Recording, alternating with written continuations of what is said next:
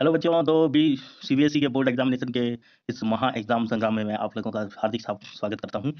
तो आज जो है मैं आप लोगों के लिए जो है एक इकोनॉमिक्स का जो पोर्शन है उसको जो है उसके शॉर्ट वीडियो लेके आया हूं। ठीक है, तो ये ऐसे एक तरफ से जो है वन शॉट ही है। ठीक है, और मैं इसमें कुछ बेसिक बेसिक से टर्म्स ही बताने वाला हूं। मैं ज़्यादा इसमें कुछ नहीं बताऊंगा, सिर्फ जो बेसिक है। ठीक है, आपके जो बेसिक टर्म्स हैं उन पर जो है विशेष फोकस करें, क्योंकि कभी कभी आप जो है एक एक नंबर वाला में जो है छोड़ के आ जाते हैं, तो फिर आप लोगों को ऐसा लगता है कि हमारी जो है मार्क्स किस तरह से कम हो गई। ठीक है, तो सबसे पहले हम बात करेंगे what is the consumer behaviour. Consumer behaviour होता क्या है? ठीक है, तो consumer behaviour is the study of how the individual customer groups और organisation select buy use and dispose of ideas goods and services to satisfy their needs and wants. ठीक है, तो जो कंज्यूमर बिहेवियर होता है वो क्या करता है कि किसी भी चीज को बाई करता है, यूज करता है, उसको डिस्पोज करता है, जो भी आइडियाज होते हैं, गुड्स और सर्विसेज होते हैं, ताकि वो अपनी नीड्स और वांट्स को क्या कर सके, सेटिस्फाई कर सके। ठीक है, तो it refer to the action of the customer consumer in the market place and the underlying motive for those action. ठीक है, तो यहाँ पर जो है कंज्यूमर बिहेवियर इसी तरह का होता है। इंडिविजुअल कस्टमर हो सकता है, उसके अलावा जो है ग्रुप ऑफ कंज्यूमर्स हो सकते हैं, बाइंग गुड्स। ठीक है, गुड्स खरीदते हैं और उसके बाद जो है अपनी नीड्स और वांट्स को पूरा करते हैं। तो कंज्यूमर का किसी भी प्रोडक्ट के प्रति क्या रुझान है, मतलब क्या वो प्रोडक्ट उसकी नीड और सेटिस्फाई वांट्स को सेटिस्फाई कर सकता है या नहीं कर सकता है। तो यही जो है एक तरफ से क्या है, कंज्यूमर बिहेवियर है। उसके बाद कंज्यूमर बिहेवियर के अगर आप देखेंगे तो क्या क्या चीजें ऐसी हैं जो कंज्यूमर बिहेवियर के लिए जरूरी है, जैसे कि एटीट्यूड, उसके अलावा जो है brand awareness, availability, experience self, social acceptance. ठीक है, उसके अलावा एडवर्टाइजमेंट। ठीक है, तो ये सारी की सारी चीजें होती है जिनके कारण जो है कंज्यूमर का बिहेवियर जो है इन्फ्लुएंस होता है। ठीक है, तो वही चीज हम पढ़ने की कोशिश करेंगे कि इन्फ्लुएंस ऑन एंड ऑफ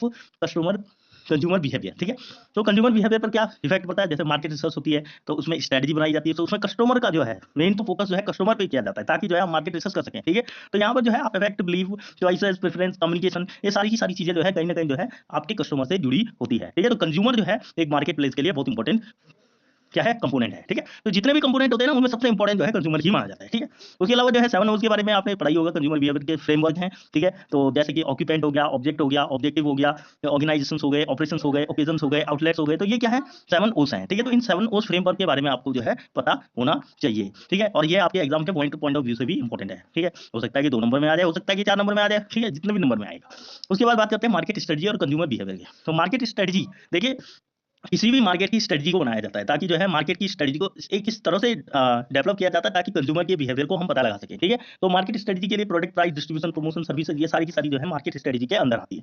तो सबसे पहले ये है कि मार्केट को एनालाइज किया जाता है, कंपनी, कॉम्पिटिटर, कंडीशन और कंज्यूमर। ठीक है, उसके बाद मार्केट को सेगमेंट किया जाता है। मार्केट सेगमेंट का मतलब है कि उसको अलग अलग तरीके से सेगमेंट किया जाता है, डेमोग्राफिक तरीके से, जोग्राफिकल तरीके से, सोशियो इकोनॉमिक, कल्चरल। ठीक है, किसी भी तरीके से। उसके बाद स्ट्रेटजी बनाई जाती है, उसके बाद जो है कंज्यूमर डिसीजन प्रोसेस होती है। ठीक है, कि प्रॉब्लम क्या क्या है, इन्फॉर्मेशन रिसर्च की जाती है, अल्टरनेटिव इवैल्यूएशन किया जाता है, परचेज यूज इवैल्यूएशन। ठीक है, उसके बाद जो है आउटकम क्या निकल के आ रहा है। ठीक है, उसके बाद ये सारी चीजें देखने के बाद आप लोग जो है इन चीजों पर जो है विशेष फोकस करिए, क्योंकि देखिए प्रैक्टिकली आप जो है जो न्यूमेरिकल मेथड होता है ना उनको तो आप कर लेते हैं, लेकिन थ्योरेटिकल मेथड जो है आप कई कई बार जो है वो छोड़ के आ जाते हैं। क्यों? क्योंकि ये छोड़ के ये सोचिए कि ये चीज़ हमें आती नहीं है, या ये हमारे ध्यान में नहीं है, या ये इस चीज़ के बारे में हमें पता नहीं है। तो ऐसा कुछ नहीं है। आप लोग जो है, इकोनॉमिक्स एक ऐसा सब्जेक्ट है जिसमें आपको विचारों को जो है प्रकट करना होता है। मतलब विचारों को, मतलब कि जो आपको लिखना है उसको एक एक ऐसे टर्म में लिखना है कि आपको पता हो कि मार्केट प्लेस में मार्केट स्ट्रेटजी क्या होती है, मार्केट सेगमेंटेशंस क्या होते हैं, competitive, perfect competitive, non competitive. ठीक है, ये मार्केट क्या होते हैं, मोनोपोली क्या हुई, ओलिगोपोली क्या हुई, ये सारी क्या चीजें। तो ये जो टर्म है ना, यही टर्म आपको जो है पूरी इकोनॉमी को study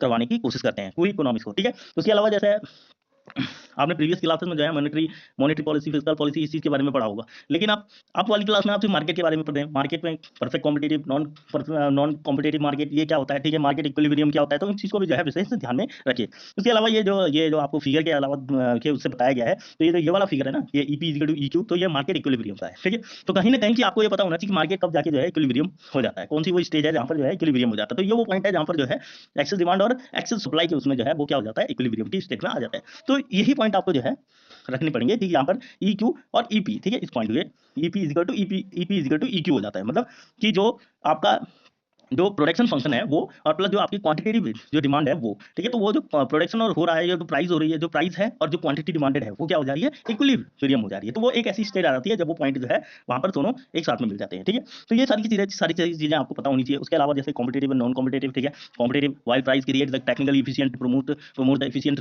rationing in less than competitive situation. ठीक है, तो मोनोपोलिस्टिक अंडरप्रोडक्ट। ठीक है, उसके बाद जो है सिर्फ एक परफेक्ट कॉम्पिटिशन ही है जो इकोनॉमिक्स में सरप्लस को मैक्सिमाइज कर सकता है। ठीक है, उसके अलावा जो है MP is to MC for last unit product, no dead weight loss. ठीक है, तो ये सारी चीजें आपको पता होनी चाहिए। उसके अलावा जैसे परफेक्ट कॉम्पिटिशन में आप देखेंगे तो प्राइस टेकर्स होते हैं, परफेक्ट इन्फॉर्मेशन होती हैं, नो ट्रांजेक्शन कॉस्ट होती है, मैनी बायर्स एंड सेलर्स होते हैं, वाइड कंज्यूमर चॉइस होती है, बहुत सारी कंज्यूमर चॉइस हो जाती हैं। ठीक है, उसके बाद बहुत सारी चॉइसेस आ जाती हैं, परफेक्ट मोबिलिटी होती है, फ्री एंट्री एंड एग्जिट होता है, और उसके अलावा जो है होमोजीनियस प्रोडक्ट होते हैं। ठीक है, तो ये सारी की सारी चीज़ें जो है यहाँ पर मिल जाती है। ठीक है, तो परफेक्ट कॉम्पिटिटिव मार्केट का यही जो है एक परफेक्ट कॉम्पिटिशन का यही जो है एक उदाहरण है। ठीक है, तो ये जो है छोटे-छोटे पॉइंट मैंने आपको बताए, इसके अलावा जो भी चीज़ें इसमें छूट गई हैं, आप उन पॉइंट को पढ़ सकते हैं। मैंने तो वैसे भी 6 के 6 चैप्टर का निचोड़ एक ही उसमें निकाल दिया। ठीक है, निचोड़ भी क्या निकाला, लेकिन बट मैंने जो है उन सारी उनको कंबाइन में करके जो है बना दिया है। तो आप चाहें तो उन्हें जो है अलग-अलग भी पढ़ सकते हैं, बट यही चीज़ें जो है आपको पढ़नी पड़ेगी। तो इसी के साथ में अगर आपको ये वीडियो पसंद आया तो लाइक एंड शेयर करें, और साथ में जो है मेरे चैनल पर जो है सब्सक्राइब करना बिल्कुल भी ना भूलें। तो इसी के साथ में धन्यवाद।